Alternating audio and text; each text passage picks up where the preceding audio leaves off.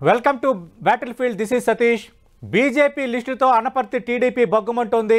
తొలి జాబితాలో ప్రకటించిన స్థానాన్ని బీజేపీ తీసుకోవడంపై తెలుగు తమ్ముళ్లు రగిలిపోతున్నారు. త్యాగాలు చేయడానికి తాము సిద్ధంగా లేమని, ఎన్నికల్లో పోటీ చేసి తీరతామని శపథం చేస్తున్నారు. గత 5 ఏళ్లుగా పోరాడుతున్న తమను పక్కన పెట్టడం ఎంతవరకు సమంజసమని, బలం లేని చోట బీజేపీకి ఎలా సీటు కేటాయిస్తారని ప్రశ్నిస్తున్నారు. అసలు అనపర్తి టీడీపీలో ఏం జరుగుతోంది?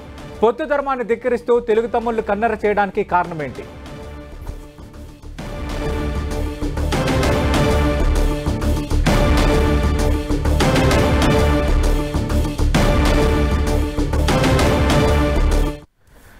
ఇదే అంశంపై మనం మాట్లాడబోతున్నాం. అసంతృప్తి వ్యక్తం చేస్తున్న మాజీ ఎమ్మెల్యే, తెలుగుదేశం పార్టీ అభ్యర్థిగా ప్రకటించిన నల్లమిల్లి రామకృష్ణారెడ్డి గారు ప్రస్తుతం మనతో లైవ్లో జాయిన్ అవడానికి సిద్ధంగా ఉన్నారు. నల్లమిల్లి రామకృష్ణారెడ్డి గారు, నమస్తే సార్. నమస్కారం అండి. రైట్, నల్లమిల్లి రామకృష్ణారెడ్డి గారు ఎందుకు అసంతృప్తికి లోనవుతున్నారు? అలాగే మీ పార్టీ అనుచరులు కూడా ఎందుకు ఆగ్రహంతో రగిలిపోతున్నారు?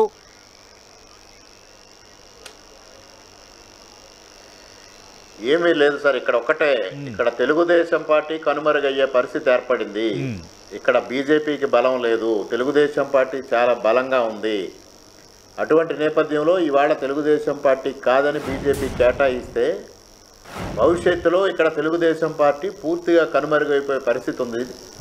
అందువల్ల తెలుగుదేశం పార్టీని కాపాడుకోవాలి, తెలుగుదేశం పార్టీని ఎట్టి పరిస్థితుల్లోని వీకు కానివ్వకూడదు అనే ఏకైక లక్ష్యంతో ఇవాళ తెలుగుదేశం పార్టీ కార్యకర్తలు వారి ఆందోళన వ్యక్తం చేయడం జరుగుతూ ఉంది. గత 5 సంవత్సరాలుగా వైసీపీ దాష్టికాల్ని కానీ దౌర్జన్యాల్ని కానీ ఇక్కడ తెలుగుదేశం పార్టీ బలంగా ఎదుర్కొన్నాం. అనేక కేసులు బనాయించారు. దాదాపు నా పైన 39 కేసులు, కార్యకర్తలపైన 185 కేసులు బనాయించారు. నా పైన హత్యాయత్నానికి ప్రయత్నం చేసి 50 లక్షల సుపారీ ఇచ్చారు. అదేవిధంగా నా కారు పైన దాడి చేశారు 3-4 సార్లు, నా ఇంటి పైన దాడి చేశారు. నన్ను రకరకాలుగా ఇబ్బందులు పెట్టడానికి క్షుద్ర పూజలు చేయించారు. ఇన్ని రకాలైన ప్రయత్నాలు చేసి కార్యకర్తలను ఇబ్బంది పెట్టినా మేము బలంగా ఎదుర్కొన్నాం.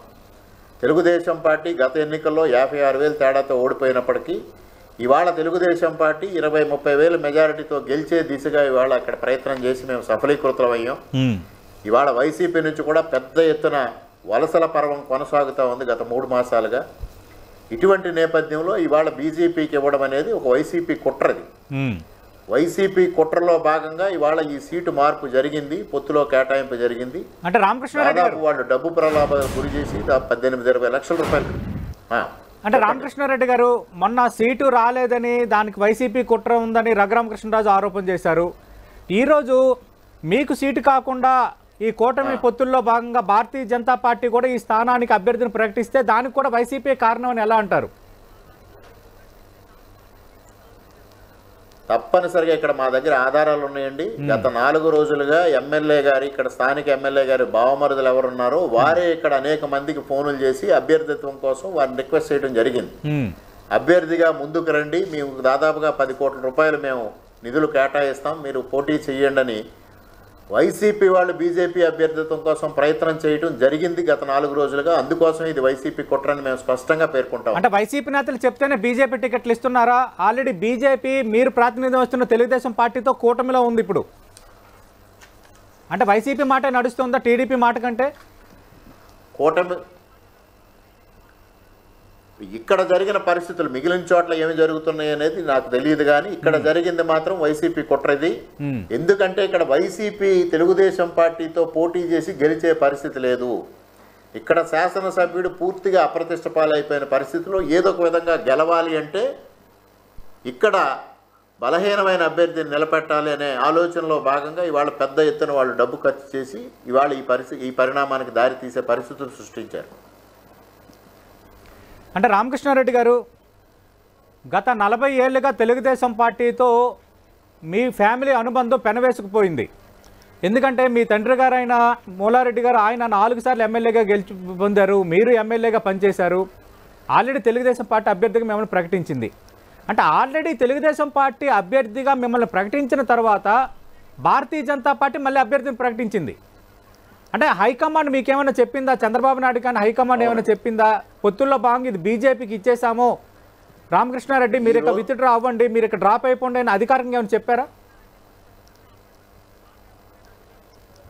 నాకు ఇప్పటి వరకు సమాచారం లేదు సార్. ఇవాళ 3:30 ప్రాంతంలో మాత్రమే చంద్రబాబు నాయుడు గారు నాతో మాట్లాడడం జరిగింది. ఇంతవరకు గత వారం 10 రోజులుగా ఈ దీనిపైన చర్చ జరుగుతూ ఉన్నా చంద్రబాబు నాయుడు గారు ఎటువంటి ప్రస్తావన తీసుకురాలేదు.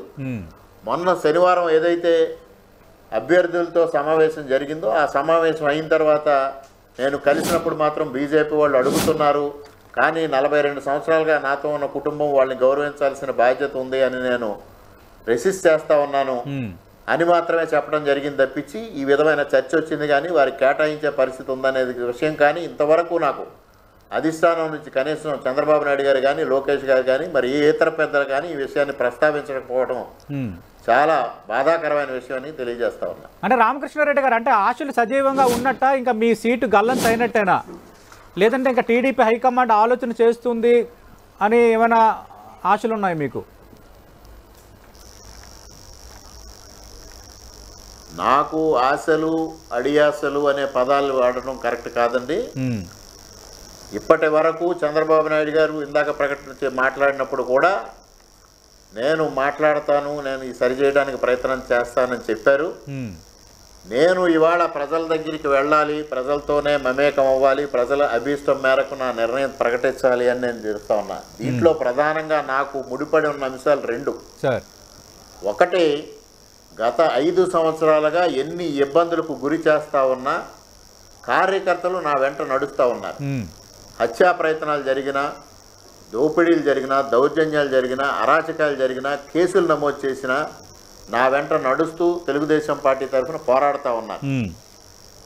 గత సంవత్సరన్నర కాలంగా వైసీపీ నుంచి పెద్ద ఎత్తున వలసలు వస్తూ ఉన్నాయి తెలుగుదేశం పార్టీలో. నా నాయకత్వాన్ని నమ్మి కానీ తెలుగుదేశం పార్టీ వైపు రావడం కానీ, నేను వారికి రక్షణ కలిగించగలను అనే ఆలోచనతో కానీ పెద్ద ఎత్తున కార్యకర్తలు తెలుగుదేశం పార్టీలోకి వస్తూ ఉన్నారు. వీరిద్దరికీ రక్షణ కల్పించాల్సిన బాధ్యత, వాళ్ళిద్దరినీ సంరక్షించాల్సిన బాధ్యత నా పైన ఉంది. ఇవాళ నా నాయకత్వాన్ని నమ్ముకొని నా దగ్గరికి వచ్చిన కార్యకర్తలు కానీ, నా నాయకత్వాన్ని నమ్ముకుని 5 సంవత్సరాల నుంచి నాతో పనిచేస్తున్న కార్యకర్తలను కానీ కాపాడుకోవాల్సిన బాధ్యత నా పైన ఉంది. అందుకోసం రెండొక విషయం, ఇక్కడ తెలుగుదేశం పార్టీ కనుమరుగవ్వకుండా కాపాడాల్సిన బాధ్యత కూడా నా పైన ఉంది. మా తండ్రి గారు మాకు 42 సంవత్సరాల అనుబంధం ఉన్న తెలుగుదేశం పార్టీని కాపాడుకోవాల్సిన గురుతరమైన బాధ్యత నా పైన ఉంది. ఈ 2 బాధ్యతలు ఏ విధంగా నెరవేర్చాలనే దానిపైన నేను రేపు గ్రామాల్లో పర్యటించి ప్రజల నుంచి ప్రజాప్రాయ సేకరణ తీసుకొని వారి అభిప్రాయం మేరకు ముందుకు నడవడానికి సంసిద్ధం అవుతా ఉన్నా.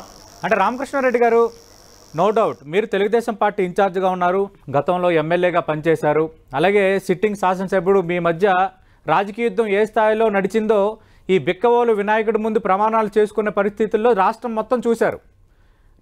మీరు టికెట్ మళ్ళీ మీకు తెలుగుదేశం పార్టీ కేటాయించింది కూడా. కానీ ఇప్పుడు భారతీయ జనతా పార్టీ, ఇప్పుడు మీ స్థానం అలాగే అరకు, ఈ 2 స్థానాలకు తెలుగుదేశం పార్టీ అభ్యర్థులు ప్రకటించిన చోట్ల భారతీయ జనతా పార్టీ కూడా అభ్యర్థులు ప్రకటించింది. ఇప్పటివరకు తెలుగుదేశం పార్టీ దానిపైన ఎలాంటి స్పష్టత ఇవ్వలేదు, రెస్పాండ్ అవ్వలేదు. మరి ఈ పరిస్థితుల్లో తిరిగి అనపర్తి సీటు టీడీపీకే ఉంటుంది, నేనే ఎమ్మెల్యే అభ్యర్థిగా రంగంలో దిగుతానని ఘంటాపథంగా చెప్పగలరా? చంద్రబాబు నాయుడు మాటల్లో మీకు ఏమనిపించింది? కొంత విశ్వాసం ఏమైనా కలిగిందా? ఆయన కూడా ఏది యథమిద్దంగా చెప్పలేని పరిస్థితిని చూస్తూ ఉన్నాం. ఎందుకంటే ఇక్కడ ఒక విషయం ప్రధానంగా ఆలోచన చేయాల్సిన అవసరం ఉంది. ఏదైతే అనపర్తి అసెంబ్లీ స్థానం పైన చూపే ప్రభావం, అది రాజమండ్రి పార్లమెంటు స్థానం పైన కూడా ప్రభావం చూపే అవకాశం ఉంది. 2009 ఎన్నికల్లో ఉండవెల్లి అరుణ్ కుమార్ గెలుపుకి 6 అసెంబ్లీ సెగ్మెంట్లలో తెలుగుదేశం పార్టీ అభ్యర్థికి మురళీమోహన్ గారికి ఆధిక్యత వస్తే, అనపర్తిలో వచ్చిన ఆధిక్యతతో ఆ రోజు ఉండవెల్లి అరుణ్ కుమార్ విజయం సాధించారు. అవును, వాస్తవం. అదే పరిస్థితి పునరావృతం అయ్యే పరిస్థితి ఈ రోజు కనిపిస్తూ ఉంది. మరి మరొక విషయం ఏంటంటే, రేపు భవిష్యత్తులో కూడా అనపర్తి సెగ్మెంట్ బలహీనం అయితే తెలుగుదేశం పార్టీ, మరి ఎప్పటికీ కూడా రాజమండ్రి పార్లమెంటు స్థానం కూడా తెలుగుదేశం పార్టీకి బలహీనంగానే తయారవుతుంది. ఆల్రెడీ రాజమండ్రి ఎంపీ స్థానం కూడా భారతీయ జనతా పార్టీకే ఇచ్చారు. భారతీయ జనతా పార్టీ అభ్యర్థిగా పురంధరేశ్వరి రంగంలో దిగుతున్నారు, ఆల్రెడీ అఫీషియల్ అనౌన్స్డ్. అవునండి. అయినప్పటికీ కూడా తప్పనిసరిగా అనపర్తి ప్రభావం రాజమండ్రి ఎంపీ సీటు పైన ఉంటుంది. ఈ రోజే కాదు, ఎప్పటికీ ఆ ప్రభావం ఉంటుంది. అనపర్తి బలహీనం అయితే ఎప్పటికీ రాజమండ్రి పార్లమెంటు స్థానం తెలుగుదేశం పార్టీకి బలహీనంగానే ఉంటుంది. ఓకే, అసలు ఈ ప్రాంతంలో బీజేపీ ఉనికే లేని పరిస్థితి. ఉనికే లేని పరిస్థితిలో ఇవాళ బీజేపీ ఇక్కడికి వచ్చిందంటే అది వైసీపీ కుట్రగానే భావించాల్సిన అవసరం ఉంది. అంటే రామకృష్ణారెడ్డి గారు, సరే స్థానిక పరిస్థితుల నేపథ్యంలో మీరు ఎన్నైనా వ్యాఖ్యలు చేయొచ్చు. ఇక్కడ కూటమి పొత్తుల్లో భాగంగా భారతీయ జనతా పార్టీ అనపర్తి స్థానాన్ని అంతకుముందే కోరుకుందన్న చర్చ కూడా జరిగింది. రెండోది, ఈరోజు మీ పార్టీ అధినేత చంద్రబాబు నాయుడు కూడా స్పష్టంగా ఏమీ చెప్పలేదు, హామీ ఇవ్వలేదు, ఇతమితంగా మాట్లాడారంటున్నారు. అందుకు మళ్ళీ మీరు వైసీపీ వల్ల నాకు టికెట్ రాలేదు, బీజేపీకి టికెట్ వచ్చిందంటే అది ఓవరాల్గా తెలుగుదేశం పార్టీకి నష్టం కలిగించేది కాదా? అంటే వైఎస్ఆర్ కాంగ్రెస్ పార్టీ మాట Bharatiya Janata party వింటోందా? YSR Congress party Bharatiya Janata party అభ్యర్థులను కూడా డిసైడ్ చేస్తుందంటే ఓవరాల్గా మీ పార్టీ బీజేపీ జనసేనతో పెట్టుకున్న కూటమి ఉద్దేశమే ప్రశ్నించినట్టు కదా. నిన్న రఘురామకృష్ణరాజు గారి వ్యాఖ్యలు ఆ విధంగానే వచ్చినాయి. నేను మిగిలిన సీట్ల విషయంలో ఏ విధంగా జరుగుతున్ననే దానిపైన ఎటువంటి వ్యాఖ్యానం చేసే పరిస్థితి లేదు. ఇక్కడ జరుగుతున్నది మాత్రం ఇక్కడ వైసీపీ కుట్రతో జరిగిందనేది నా దగ్గర స్పష్టమైన ఆధారాలు ఉన్నాయి కాబట్టే నేను ఇక్కడ వైసీపీ కుట్రని ఒక స్పష్టంగా మాట్లాడుతా ఉన్నా. రామకృష్ణారెడ్డి గారు, మీరు అంటున్నారు పార్టీ అధినేత మాతో మాట్లాడారు, ఇతమిద్దంగా మాట్లాడారు అంటున్నారు, స్పష్టంగా ఏమీ చెప్పలేదు అంటున్నారు. లేదు, ఈ కూటమి పొత్తుల్లో భాగంగా ఈసారి అనపర్తి బీజేపీకి ఇవ్వాల్సి వచ్చింది, మీరు అర్థం చేసుకోండి, పార్టీ అధికారంలోకి వస్తే మీకు ఖచ్చితంగా సరైన ప్రాతినిధ్యం ఉంటుంది అని టీడీపీ చెప్తే, లేదంటే మీ పార్టీ అధినేత చెప్తే మీరు ఒప్పుకుంటారా? పోటీ నుంచి విరమించుకుంటారా? ఇప్పుడు బాల్ నా చేతుల్లో లేదు సార్, ప్రజల చేతుల్లోకి కార్యకర్తల చేతుల్లోకి వెళ్ళింది. నేను ఉదయమే స్పష్టంగా ఒక ప్రకటన చేశాను. కార్యకర్తల సమావేశంలో ఒక కార్యకర్తలనే కాదు, ప్రజల అభిప్రాయం కూడా తీసుకుని ప్రజల అభిప్రాయం మేరకు నేను నడుచుకుంటాను. నేను ప్రజల మనిషిగా ప్రజల అభిప్రాయం మేరకు నేర్చుకుంటాను. 42 సంవత్సరాలుగా ఈ ప్రాంతంలో ప్రజలతో మమేకమైన కుటుంబం మాది. అందుకోసం ప్రజలు ఏ విధమైన అభిప్రాయం చెప్తే ఆ విధంగా నడుచుకుంటానని స్పష్టంగా చెప్పాను. ఆ బాటలోనే ముందుకు వెళ్ళడం జరుగుతుంది. అంటే కార్యకర్తల ప్రజల అభిప్రాయం ఎలా ఉంది, ఏమంటున్నారు మీ అనుచరులు కానీ కార్యకర్తలు కానీ? ఒకవేళ టికెట్ రాకపోతే మీరు ఏం చేయాలని వాళ్ళు కోరుకుంటున్నారు? కార్యకర్తలు ఇప్పుడు ప్రధానంగా నేను ఆర్థికంగా బలహీనుణ్ణి అనేది నా బలహీనత. దానివల్లే ఇవాళ టికెట్ దక్కలేదనే ఒక వాదన కూడా వినిపిస్తూ ఉంది. దానికి కార్యకర్తలు చాలా స్పాంటేనియస్గా రియాక్ట్ అయ్యి అనేక మంది కార్యకర్తలు, చిన్న చిన్న స్థాయి కార్యకర్తలు వాళ్ళ ఆస్తులు నమ్ముకుని మేము ఎన్నికలు చేస్తాం, మీరు ఎన్నికల బరిలో ఉండండి అంటూ కోరడం జరిగింది. కానీ నేను వాళ్ళందరినీ సముదాయించాను, 5 రోజుల పాటు వెయిట్ చేద్దాం, 5 రోజుల పాటు 5 గ్రామాల్లో 4 మండలాల్లో 5 గ్రామాల్లో ప్రజల్లోకి వెళదాం. ప్రజల్లోకి వెళ్ళిన తర్వాత ప్రజల అభిప్రాయం మేరకు నా ఎజెండా ఒకటే, ఇక్కడ తెలుగుదేశం పార్టీ బలహీన పడకూడదు, తెలుగుదేశం పార్టీని బలహీనపడే ఏ చర్యని మేము ఒప్పుకోము, మాకు తెలుగుదేశం పార్టీ తల్లితో సమానం. రామకృష్ణారెడ్డి గారు, అంటే ఇండిపెండెంట్ గా అయినా వేస్తారు, ఒకరు టికెట్ రాకపోతే ఇండిపెండెంట్ గా అయినా బరిలో దిగే ఛాన్స్ ఉందా? అది ప్రజల అభిష్టం మేరకు సార్. ప్రజలు ఏమి చెప్తే అది చేయడానికి నేను సంసిద్ధంగా ఉన్నాను. పార్టీ మీరు పోటీ చేయొద్దు, అర్థం చేసుకోండి, పోటీ చేయొద్దని పార్టీ చెప్తే పార్టీ అభిష్టానికి పెద్దపీట వేస్తారా? అక్కడ మీ నియోజకవర్గ ప్రజలు కార్యకర్తల అభిప్రాయానికి పెద్దపీట వేస్తారా? నేను ఉదయం కార్యకర్తల సమావేశంలో చెప్పా, ఈ క్షణం నుంచి కార్యకర్తలు ప్రజలే నాకు అధిష్టానం, వారి మాటే శిరోధార్యం అనేది స్పష్టంగా చెప్పడం జరిగింది. Right thank you Nallamilli Ramakrishna Reddy గారు. మనం చూస్తున్నాము అనపర్తి రాజకీయం వేడెక్కింది. ఆ పార్టీకి సంబంధించి గత 42 ఏళ్లుగా ఆ పార్టీతో అనుబంధం ఉన్న నల్లమిల్లి రామకృష్ణారెడ్డి కుటుంబం సంబంధించి ఈసారి టికెట్ రాకపోవడం అనేది కొంత గందరగోళంగా మారుతోంది. ఆల్రెడీ తెలుగుదేశం పార్టీ అనపర్తికి నల్లమిల్లి రామకృష్ణారెడ్డిని అభ్యర్థికి ఇప్పటికే అనౌన్స్ చేసింది.